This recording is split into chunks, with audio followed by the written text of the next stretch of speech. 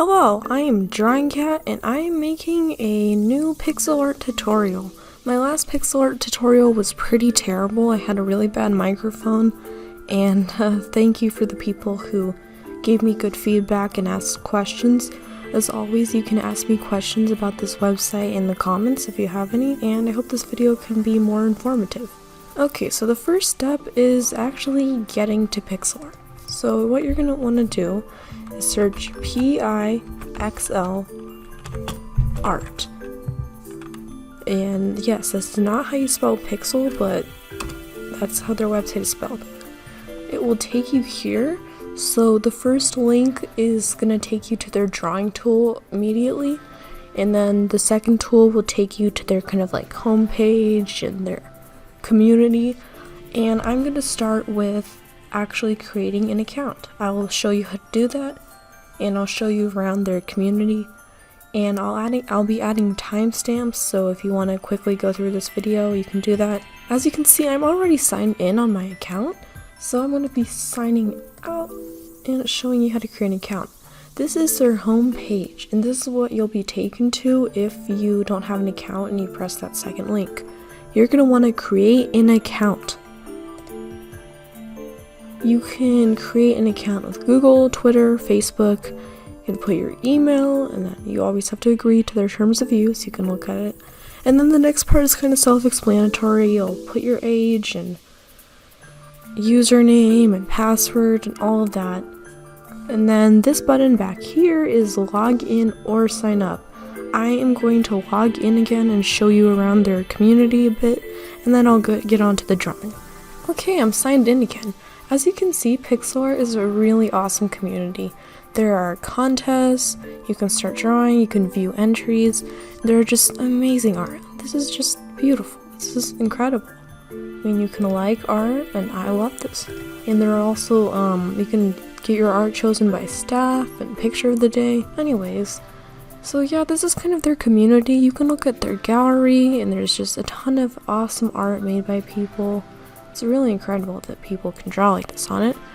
You can show uploaded art that was not drawn on pixel art, which is, I think, is also really cool that you can share art like that. There are comics people have made. This is really cool. It's just a great community. So you can actually do this really cool thing called a collab, and you'll be able to go into a room with someone and draw, which is cool. But always be careful with those, because you could end up with someone who's kind of rude. So that's why you can make a private room. There are also contests. Some contests are probably by staff, and it's just really cool. I love this. And then there's groups. So groups are kind of like communities of people who like the same things. And there's requests, so you could request someone to draw something. Yeah, most of this is kind of self-explanatory. You can go to your profile and you can click here to edit your profile and change your username and name and your bio. Oh, wow, I wrote this a long time ago, but apparently I'm an Apple. This is just my spare account, by the way. This is why I call it test, so. Okay, I'm gonna start drawing, which is probably what you're here for. So what you're going to do is click start drawing, and if you came from a timestamp, then you can also click the first link that comes up when you search pixel art. So as you can see, I was already drawing something, and it says that I can disable autosave, so it autosaved my original drawing. I wasn't drawing much, but I'm going to start a new drawing and do that. There are some really cool stuff, such as daily challenges and presets, so it's really cool. Their max canvas size is 700 pixels in width and height, which is still pretty big for pixel art, but for now I am going to go with 200 by 200. But before I create it, I'll kind of show you around the new drawing thing. So there are bases, which I just think is awesome. There's some beautiful art. There's also collabs, which is awesome. So these are just collaborations that people drew together. I think that's great. You can really have a nice community. It's like design an eye. It's just kind of like a repost things. Cool. And then you can also open a pixel file. So for example, I'm going to open a pixel file. So this was me testing some stuff. But I don't want this. So I'm going to do new. So I'm going to do clear. So clear will clear the entire drawing. For the sake of this video, I'm going to create a new one. I'm going to still go with 200 by 200, and that creates a new drawing. Before I get started on the actual tools, I'm going to explain the settings. Of course, there will be a timestamp, so if you want to skip this, then feel free to. So these are the settings. Pixel art has a ton of awesome settings. The first one that I already went over is creating a new canvas or drawing. You can also save your art as a PIXIL file, kind of what their file format is. Then there's setting. You can actually trace with the background image, which is, I guess, cool. You can change your language. They have Spanish and English. They have autosave, which I think that you should always have on just in case that you accidentally crash or something. Lighter theme. This one just hurts my eyes. If you like it, that's great. It's a pretty kind of futuristic look. It's just... Then one thing that I just think is so cool is you can change how the set of icons will look on the left. There's just a ton of really cool icons. I like to have their default though, because it's just, I guess, more classic to me. Then there's some canvas options, so you can just kind of edit this for yourself. Like, there's some onion skin options, because yes, you can animate on pixel art. I like to have top onion skin on so I can see the next frame. There is a grid too, which will put a grid over the canvas. There's tool options, which you can already edit when you're in the drawing program. There's some other things. You can disable scroll zoom, which just means you can disable the zoom in with your mouse. Then they have the download and saving your art as a PNG. They have a ton of awesome sizes. You can change the size of your art and it will still have the same quality. It's just, I think that's really great. You can actually upload your drawing and then everyone will be able to see it, or you can just keep it as a private drawing. There are key bindings, so you know, it's just kind of customizable for yourself. There's some quick shortcuts. Custom font. This is really cool. It's gonna take a little bit though and some patience, but you can make your own font and then you'll actually be able to use it in pixel art. Then this is still in beta, but it'll show your process of art just a little bit. It doesn't do your full process. So then they have a mobile app. I have never tried their mobile app, but if you want me to make a tutorial about it, feel free to comment about it and I'll do that. And then this is just kind of like more information on their website. Okay, now I'm gonna start actually drawing. So your first tool and main tool is the pencil tool. It's probably what you're going to be drawing with most. There are some options on the side that will help you customize your tool even more, and I'll go over them real quick. This is the navigation. You can zoom in. I'm zooming in a lot. You can move it around over here. You can zoom out, and there's also layers, and their layer system is really great. See, this is another layer. You can make it visible and invisible. You can move it down, up. You can rename the layer by clicking this. You can delete a layer, you can duplicate a layer, and of course you can merge layers up and down. I think that's great. So next thing I'm going to be going over is actually the tool options for the pencil. So the pencil has some really nice tool options. It has one, it's called the rainbow color. So right now it's not exactly what you would imagine rainbow to be. I noticed that the rainbow adaptation for your pencil will just kind of make the rainbow based off whatever color you have selected. So I selected a red. Now I'm kind of getting this interesting gradient. The rainbow tool can be pretty cool sometimes. And then there's one cool option called Dithering. I think it's really great that they added Dithering. Dithering, if you don't know what that is, it's kind of, it will add a space in between each line you do, and it can be really helpful if you're trying to make a dotted line look in your art. Next thing is Pixel Perfect. Pixel Perfect is kind of like a stabilizer. It'll correct your lines more, so you can kind of have smoother lines. If you're looking closely, you can see that it's correcting my line as I go. And then here's the difference when I'm not having Pixel Perfect. Pixel Perfect can definitely be helpful sometimes, but sometimes it may mess you up. Then they have Pixel Size. That's kind of the size of your brush. I am going to quickly make a size sheet so you can see.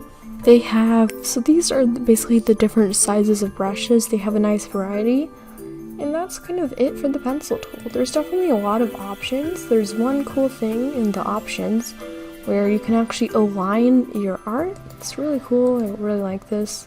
It's just changing the layout a little bit. And then there's also default. It will just kind of set the preview size when you press preview. This is kind of for animation. I just like to have it on default. And before I go over the next tool, I'm going to go over the color palette. So Pixil Art automatically comes with this amazing color palette. It just has all kinds of colors. You can always add your own, of course. They come with this, skin tones, whatever this is, rainbow dash, just some cool stuff. And one thing that I just think is really cool, they added this kind of recently. You can actually use other color palettes that people made. And you can also see what's trending, new, favorite, private, but I haven't really made any of my own palettes. If you make your own palette, it will show up in private, popular, so it's just really cool. I'm gonna choose the color palette that I like and I'll show you. Okay, I found a color palette that's pretty nice, and it automatically gets added here, and I will show you some of the things. So the next option in the color palette side is apply palette. So this is really awesome. It will apply the colors from your palette onto your actual drawing. So of course this isn't going to make it awesome. It's not going to automatically color everything just how you want it. It's just kind of random. It's pretty cool. Export colors. So these are actually all the hex numbers of these colors if you wanted to use them somewhere else. Then you can import colors, so you could put the hex numbers of other colors. And then there's the get colors from current frame to color current presets, so I already have that. But yeah, that's basically their color palettes. You can add your own color preset, which I'll just name it testing. And then you have your own color palette. And then to add your own color, which is super important, is you just click this little thing right here. They have a really nice color picker. But really importantly, you need to make sure to click select color so it saves your color. Okay, now I'm going to go on to the eraser tool. The eraser tool is pretty easy and self-explanatory. You can change the size and amount that you'll be erasing. This right here is basically just the same thing as the pencil tool. It's the size of your brush you can erase. I'm on the biggest size right now. So that's just basically the eraser tool. There's not much to say about it. It's just kind of a nice tool for erasing. Next tool is the brush tool. Their brush tool is really awesome. It's almost not even like a pixel art thing that you would have. It kind of has these interesting faded edges. It can be really nice for texture. So yes, there's some options like rainbow color, but they don't seem to work too well. So yeah, there's also dithering, which I don't know if you see it or not, but there's some slight dithering right there in the brush. When you change the brush size for this tool, you have to use this slider. It's not going to work if you use the one down here. So this is the largest. Wow, I still have dithering on. You got to be careful with that. You can also change the opacity, which I think is great. There's some really nice customization. Make a small brush, and you can also space it. So I think that's really cool if you wanted to kind of make a stamp or make it that's a lot. If you have solid color selected, then that means that you can choose your own color. If you turn off solid color, it'll automatically be black. If you use track, it'll trail the brush stroke with each stroke, if that makes sense. You see how it's kind of parted when I have that off. So yeah, that is the brush tool. Okay, next tool is the line tool. The line tool is really nice for just making great lines. I'm just going to use black for now. So in tool, one of the options is ISO lines. So that just kind of makes your lines extremely exact. It'll kind of set the line in place so you can make a perfect line. Then the options, I think this one is just so helpful. You can add dithering for the lines. So if you wanted to make... The next tool I'm going to go on to is the square tool. The square tool is very helpful. Oh, I still have rainbow on. You can also use dithering for the square tool, just like any other tool. There are not many options for the square. It's just kind of nice, self-explanatory. You can change the pixel size of the square by changing it down here. That's like how thick the lines will be. Then there's a circle tool. The next tool that I'm going to be talking about is the circle tool. The circle tool is, it's not going to be an exact circle, of course, because, you know, it's pixel art. This is the biggest circle that I could make right here. There's just some nice customizations. You can also use dithering on the circles, of course, just like that.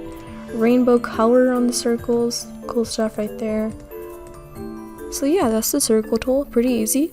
And the next tool is the bucket tool. So the bucket tool is just a fill bucket, it's really helpful. They have a lot of nice tool options for the bucket tool. So I'm gonna make an orange. I'm just gonna fill that in, look at that, awesome. Let's say that I wanna make a donut instead. What I could do is with the circle in the middle, I can do clear pixels. So it'll make whatever area that circle had clear. So it'll make it transparent, all similar colors. So it'll kind of just, if you have this option, it'll kind of adapt colors from what you have on your canvas. It's just kind of an interesting tool. It'll also fill everything. There are also some other options for the bucket. I think this one is super cool. You can actually add dithering to the bucket. I think that's great. You can make a nice checkerboard pattern. You can also pick patterns for your fill bucket, which is so cool. So these are stamps, which I will go over in a second. I'm gonna find a really simple stamp and then I'll use that as an example. So I have my stamp selected and you're gonna do pattern. You're gonna select this. And then I'll put my pattern, so I have little books in there. Next tool I'm going over is the color picker. The color picker is pretty easy to understand. You just click on a color on your screen and it'll automatically select it down here, and then you can draw with it. Next tool is the move tool. The move tool is just kind of like a selection tool that can move whatever layer, so I am on the background layer right now, and the move tool will move whatever is on that layer. So if I create a new layer, there's nothing on it, so I can't move anything on it. Next tool is the select tool. This select tool is so nice. They have a lot of nice options that you wouldn't expect for pixel art. You can change the size. This may be a little buggy sometimes. It may not make the best shape, but it's really helpful. You can cut. You can paste, you can copy, and you can make this, you can actually make this font by selecting it, so that's how you would make your own font. You can also save whatever you have selected as a stamp, which I'll go over in a second. You can save whatever you have selected as its own drawing. And the select tool is just so nice. So for example, I want to select this, and you can rotate it, but you can flip, and then you'll press accept after you're done. So that is the select tool. It's really nice. You can also just edit with the select tool options over here. Set brush. Oh yeah, that's another cool thing. You can set something as a brush after you select it and then draw with it, so that looks pretty crazy. But yeah, that's kind of what another feature of the select tool is. Next tool is the text tool. They have a really nice text tool. So I'm just going to write in the default font, test, or let me write something else. Subscribe. They have a really nice selection of fonts. You can also change the pixel size of your font, so you can also change the font size. So this is just kind of how big it will be. I'm making this pretty huge. Hello! So there's also a ton of really cool fonts. You can also make your own custom one, which I was talking about earlier, but then you would have to fill out and make your own custom font. This one is really cool. It just has these huge, nice, fancy letters. You can just have fun with these options. There's a ton. Oh my, that's okay. But yeah, that's the text tool. There's some really cool options. Next tool is the Lighten and Darken tool. It's super helpful for shading or adding highlights. It automatically puts it on the shading tool. So as you can see, I'm just kind of drawing over, and then you can change the strength. So the strength is how dark it'll make it. It's kind of basing the color on whatever's underneath, so it'll make whatever color you're drawing on darker, if that makes sense. Light and Darken tool does. You can do some nice shading with that. Next tool is the lighter color tool. So it just kind of makes the color underneath that layer a little lighter. can be helpful too. The kind of annoying thing is you can't change the size of this tool. It's always going to be 1 pixel when you're drawing with the Lighten and Darken tool, but that's not really a problem if you just select the color and oh gosh. And then you just kind of fill it in, if that makes sense. But yeah, so the next tool is the Dithering Tool. The Dithering Tool is just kind of what I was talking about before. It's basically just a brush tool, but it will always have dithering, so it can be helpful. The next tool is the Stamp Tool, which I was talking about earlier. So Stamp Tool has a ton of cool stamps that other people made, and you can make your own too. So for example, these are the newest stamps. There's some nice ones. Popular, they're always these awesome stamps. There's 9 Cat, Minecraft Sword, and if you like a stamp, for example, oh, I like Pusheen, I can put a star, and then in my favorites, it'll show up right here, and I can come to it easily. So we're gonna put Pusheen on top of whatever this is, and then you can also make your own stamp tool, and you could either publish it so that other people could use it, or you can make it private. So I'm gonna make my little subscribe down here stamp, and you'll press Save Stamp in the corner, and I'm gonna call it Subscribe. So I can make it public or private. I think I'm just gonna make it public, so if you ever want to use this, you know what, use it. Next, so that's basically the stamp tool. If you have any questions about it, you can always ask me in the comments. The next tool is the Crop Tool. You can just resize the canvas, you can change the pixel by pixel. If you make it smaller, if you make your drawing smaller, for example, then it's going to cut off some of your drawing, and if you resize your canvas again, you may not be able to get it back. So if you do that, just press Ctrl Z. The next tool is the Gradient Tool. I really love the Gradient Tool, and it can be so helpful. So this is what it has right now. I just selected a color. This is just so beautiful.